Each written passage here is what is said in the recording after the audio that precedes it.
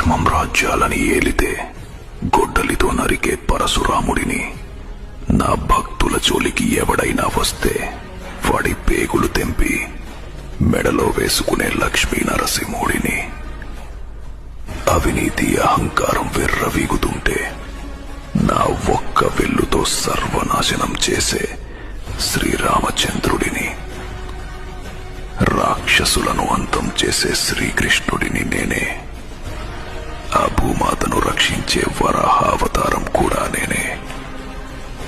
నేనే శివుడుని, నేనే బ్రహ్మాని, అన్ని లోకాల్లో నేనే, ప్రతి అణువులోనూ నేనే. ఈ సృష్టిలో ఉన్నది నేనే, ఈ సృష్టి అంతా నేనే.